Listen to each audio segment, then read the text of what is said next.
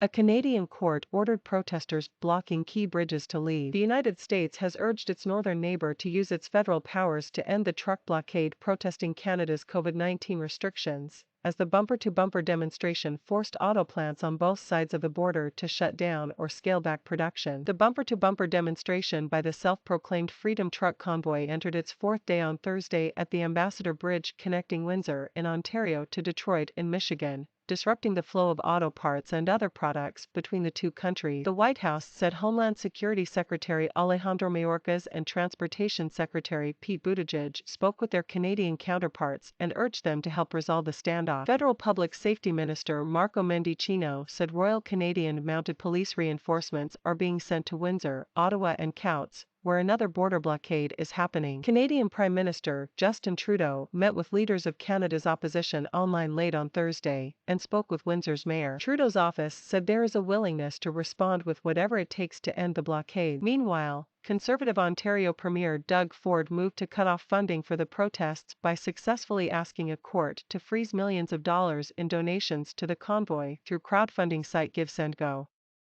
Ford has called the protests an occupation. Canadian officials previously got GoFundMe to cut off funding after protest organizers used the site to raise about 10 million Canadian dollars. GoFundMe determined that the fundraising effort violated the site's terms of service due to unlawful activity. U.S. authorities are bracing for the possibility of similar truck convoy protests across the country, and authorities in Paris and Belgium banned road blockades to head off disruptions there too. The U.S. Department of Homeland Security said in a bulletin to local and state law enforcement agencies that it has received reports that truckers are planning to potentially block roads in major metropolitan cities in a protest against vaccine mandates and other issues. According to a copy of Tuesday's bulletin obtained by the Associated Press, the convoy could begin in Southern California as early as this weekend, possibly disrupting traffic around Super Bowl and reach Washington in March in time for the State of the Union address. The ban on road blockades in Europe and the threat of prison and heavy fines were likewise prompted by online chat groups in France that have been calling on drivers to converge in Paris starting on Friday night and to continue on to Brussels on Monday. New York was expected to fire up to 3,000 unvaccinated municipal workers on Friday, according to the mayor's office. The number represents less than 1% of the city's workforce. About 12,000 New York workers are unvaccinated, with about 3,000 of them on unpaid leave as of late January, and could be the first group to be terminated. In addition, roughly 1,000 other new city employees must show proof of 2 doses by Friday. Agencies, China Daily.